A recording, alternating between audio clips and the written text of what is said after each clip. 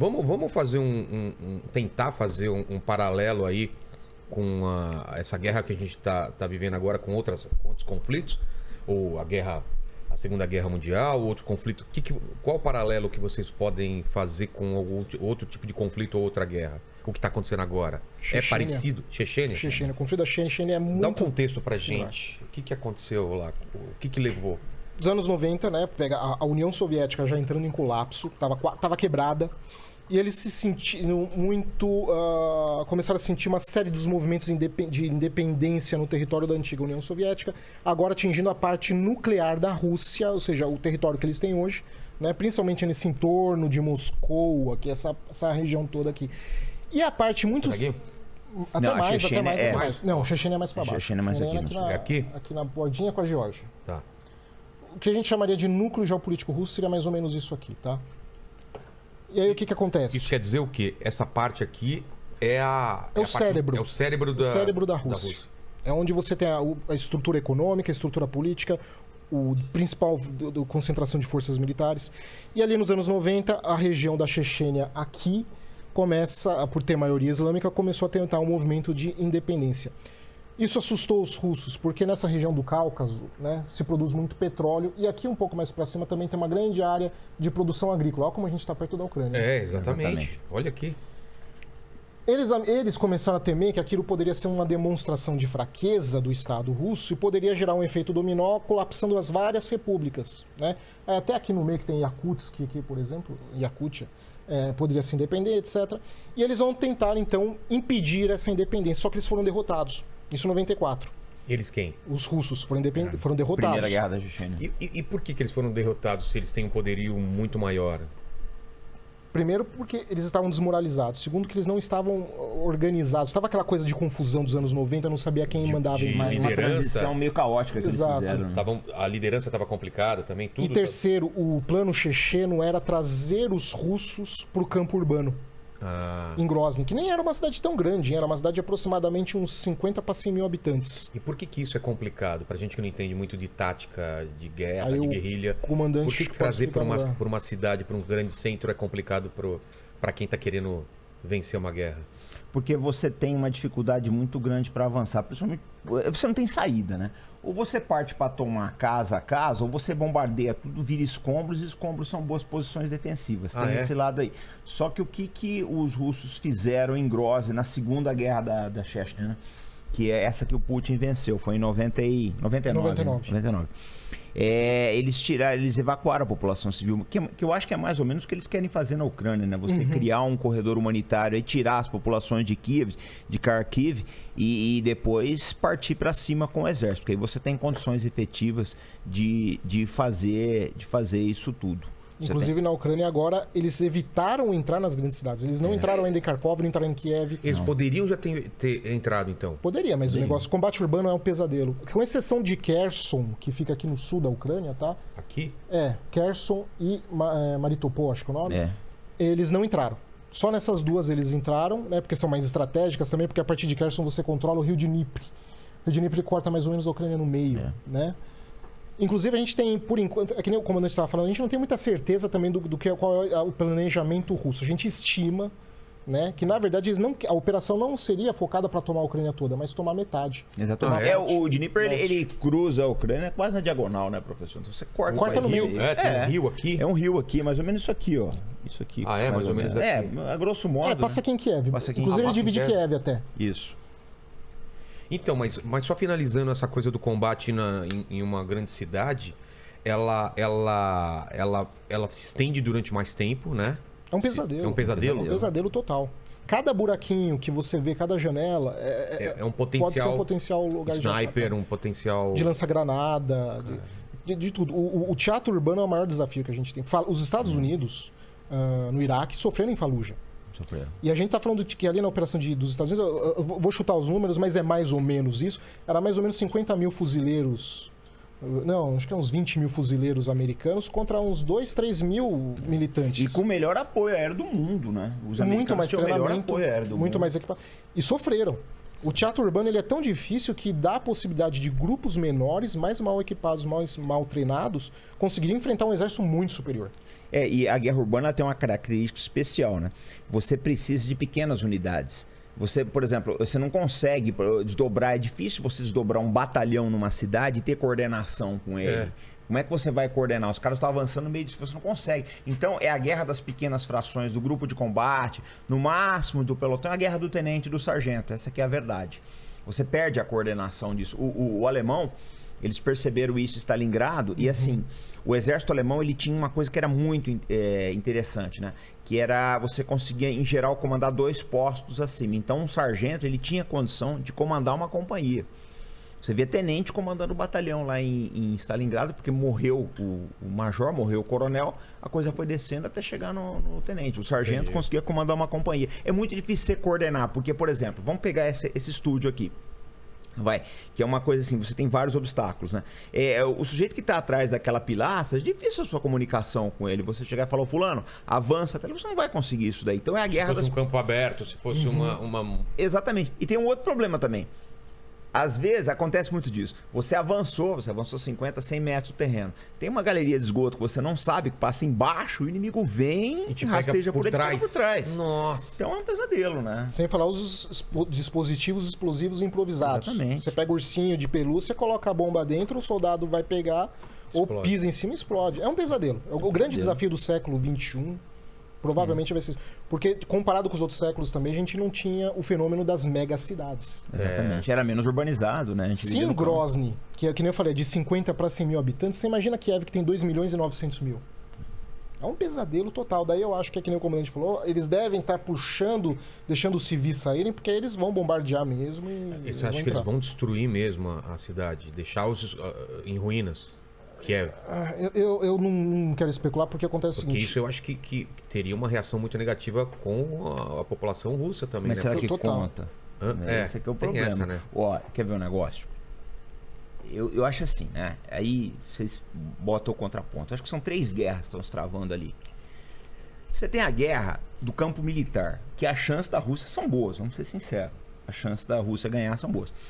Isso é um ponto que eu queria discutir também, porque tá todo mundo dizendo que a Ucrânia que tá bem resistindo e a Rússia está cada vez mais... Se você vai pela mídia, parece até que daqui a pouco as forças ucranianas estão ocupando Moscou. Então, e não é nada disso. Não é isso? Não, porque a Ucrânia já não tem mobilidade nenhuma. Quando você não tem mobilidade, você pode até não perder uma guerra, mas você não ganha. Como é que você vai ganhar a parada? O que é mobilidade numa guerra? A logística. Eles não têm mais. O transporte de pessoas está muito reduzida gigantescamente. O que leva a uma coisa que é um crime de guerra, que eles estão utilizando veículos civis. Eles quem? Os ucranianos. Os ucranianos? Qual que é o problema de você utilizar veículo civil? Os russos vão ver os veículos civis, vão meter bala, só que não sabe se é um soldado ou uma pessoa civil. Exatamente. É claro que os russos também estão cometendo crimes de guerra. O que eu quero dizer, só para deixar bastante claro, tá, Vilela? A gente está apontando que não tem santo aqui. Os dois lados estão cometendo. A Rússia invadiu um país atrocidades. soberano, a gente não tem dúvida disso. Entendeu? Então, assim, não é um lado certo. Geopolítica não lida com certo e errado. Geopolítica lida com ação e reação e precedente. Essa que é a questão. Que daí a gente tentar a gente, como se fosse líder da OTAN, né? Mas enfim, daí os líderes estarem focados e tentar diminuir as tensões e pensando também no pós-Ucrânia, pós-conflito na Ucrânia. Que também, os cenários também são igualmente muito ruins. Também. Mas é isso que eu estava falando, professor. Você quer ver um negócio? São três frentes, na minha opinião. Você falou que são 3 guerras, né? Exatamente. A primeira é a militar, que isso nós estamos discutindo aqui, as chances da Rússia, eu diria que são boas. Segunda, é uma frente midiática. Eu acho que essa Rússia vai perder de qualquer forma. Ganhando ou perdendo a guerra, ela já perdeu essa Ela guerra. vai perder a frente midiática por quê? Porque, na verdade, o pessoal apelou para censura. Você tirar a RT Sputnik do ar, na minha opinião, é uma puta sacanagem. É censura isso daí. É que nem a da pandemia. Você não pode falar mal da vacina, você não pode falar mal de nada. Não pode usar a palavra guerra, né? Então, meu amigo, peraí. Eu acho que a gente já chegou nesse ponto, já acabou toda e qualquer imparcialidade, já virou uma coisa de torcida, já virou uma coisa assim, eu diria até ditatorial. Então, eu acho que a batalha de mídia, a Rússia perde. Na minha opinião, tá rolando um caminhão de dinheiro para essa versão prevalecer. Eu tenho visto alguns movimentos aí na Pelo internet. menos no Ocidente. Porque Sim. a gente também tem visto Não sabe lá, né? Não digo só na Rússia, eu digo em outros países até. Outro dia eu estava vendo uma repercussão muito negativa que teve em Bangladesh, por exemplo, que ela é muito dependente do trigo russo, mas gigantescamente dependente do trigo russo, e a Lituânia condicionou o envio de vacinas para para Bangladesh em troca de Bangladesh fazer parte das sanções contra a Rússia. Tá assim. A Lituânia basicamente falou: você quer vacina ou você quer comida? Os jornais indianos e de Bangladesh obviamente exploraram isso e tacando ódio no Ocidente, não sei o que lá. Paquistão também tem tido uma posição. Aliás, é importante uma outra coisa que a gente tinha muito. Se o senhor quiser, aliás, continuar. As três. Depois eu volto. Eu não pergunto. Pode falar. O bom eu falo assim: live boa é live caótica. Que é a questão também de como o governo Biden tem jogado para aproximar países que são historicamente rivais geopolíticos. Se você virasse para mim 3, 4 anos atrás e falasse que Índia, China e Paquistão iam votar na mesma direção, eu não acreditaria. Eu também achei muito estranho isso. E foram. Não é estranho. Porque quando a gente entende... Não é bem que é previsível, mas é que forçaram, empurraram numa direção. Fizeram tanta bobagem que você acabou aproximando adversários assim que são quase irreconciliáveis. Eu acho que foi uma loucura muito grande. Mesmo China e Rússia, né? Olha, a quem está em casa talvez não esteja dimensionando isso que o professor falou. Gente, Índia e Paquistão, que são 2 adversários nucleares, estarem juntos na mesma posição. O Biden merecia, acho que todos os prêmios da idiotice do mundo de conseguir juntar esses 2, gente. Uma coisa de louco. É impensável. O senhor que se debruça sobre o assunto, sabe? Acho que se você falasse isso há 3 anos atrás com um aluno seu, ia achar que você está maluco. É claro que ainda estamos longe, mas muito longe de um bloco eurasiano muito longe. Mas já é surpreendente. Se eu fosse um estrategista de Washington, alguns também têm falado isso, pelo que eu tenho estão preocupados com isso, porque isso é novo. O gato não subiu no telhado, mas já está no muro. Mas é uma percepção. Os Estados Unidos, durante toda a Guerra Fria, fizeram de tudo para evitar essa formação desse bloco eurasiano. Daí, por exemplo, o Kissinger se aproximar do Kissinger e o Nixon se aproximarem da China nos anos 70 para uma obra de engenharia diplomática se aproximar da União Soviética. Exatamente, e deu certo, funcionou. Mas hoje em dia o Biden está conseguindo desfazer toda uma doutrina norte-americana de evitar a formação de um grande bloco eurasiano. A China e a Rússia, mais ou menos assim, já está fechado, não tem mais muito o que fazer, até porque as sanções vão jogar a Rússia para o colo chinês. Não tem muita alternativa, né? Não tem alternativa. Vai ter que vender as coisas. O Irã estava meio por fora, meio vai, não vai. Também está começando uma aproximação com a China e com a Rússia. Também era um rival histórico dos dois, ao mesmo tempo. Só faltava a Índia. A Índia agora está, como eu disse, está muito longe de uma aliança e eu ainda sou cético disso evoluir, tá? Mas assim, em 2020, virada de 2019 para 20, eu era cético de muita coisa que aconteceu. Exatamente. O que o Biden fez que uniu esse pessoal? A Índia é excessivamente ligada à Rússia, mas muito ligada. Principalmente também, do mesmo jeito que Bangladesh, a Índia também compra muito commodities, inclusive e uma armamentos coisa... também. E armamentos.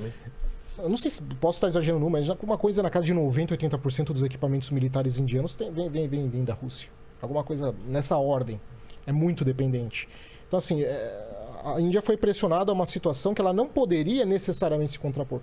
O que alguns analistas nos Estados Unidos estão falando? Pô, a gente pressionou a Índia porque eles caíram numa armadilha de serem dependentes da Rússia. Mas não é. A relação Índia-Rússia é antiga, desde a União Soviética. Sim. Inclusive, tinham pactos entre a União Soviética e a Índia de, eventualmente, um conflito entre a União Soviética com a China, a Índia apoiar a União Soviética. E desertores da União Soviética, se desertassem na Índia, a Índia entregava. Porque tinha essa questão. Então é uma relação já histórica. É que a Índia tem uma política externa muito eficiente, fica muito difícil entender. Eles são lisos. Que a gente poderia aprender. Outra. A gente poderia muito aprender com a política externa indiana. Inclusive, eles estão negociando, agora não sei que pé que estão as negociações, de comprar petróleo barato da Rússia. Aproveitar, né? Aproveitar. Daí eu pergunto, por que o Brasil não faz o mesmo? Não, mas é que tá, né, professor? É uma coisa interessante isso. Eu digo sempre, depois eu vou voltar nesse caso das 3 guerras aí, mas você puxou um outro, é aquilo, vai. É como dizia o Teoria Zavascki, né? A gente puxa uma pena, vê uma galinha. Você falou esse caso do petróleo. Essa situação toda que vai acabar gerando é petróleo barato indo parar na mão da China. Os Estados Unidos são os maiores financiadores da China, os maiores. Há pouco tempo atrás, a China fechou um acordo de 400 bilhões de dólares com o Irã para vender petróleo por 25 anos. Petróleo, lógico, com desconto, que o chinês também não faz caridade, né? Petróleo com desconto. Quer dizer, nessa história, os Estados Unidos falam, nós estamos numa guerra econômica com a China, mas você financia o petróleo dele, você faz uma sanção contra o teu inimigo vai lá e vende petróleo barato para ele, vocês estão financiando os chineses. Não faz sentido isso, é uma burrice muito grande. Porque isso que você falou... que eu acho oportuno pra caramba, tá? Da desconstrução da obra do Kissinger e o Nixon. Enquanto foi o Trump, com todos os defeitos que o Trump tinha, eu não acho o Trump santo, mas a relação dele com o Putin era uma relação razoável e a Rússia ainda poderia ter alguma forma de convivência amigável com os Estados Unidos. O Biden, em um ano, ele conseguiu jogar efetivamente, a Rússia não volta mais. Cara. Mas daí vem o pessoal da teoria da conspiração de que a Rússia quer reconstruir a União Soviética. Então, não quer? Não quer. Se ela quisesse, ela não tem força para fazer isso. Não tem mais. Não tem. A desproporção de força do que era a União Soviética para o mundo dela, de Rússia para o mundo que a Rússia tá, é muito grande.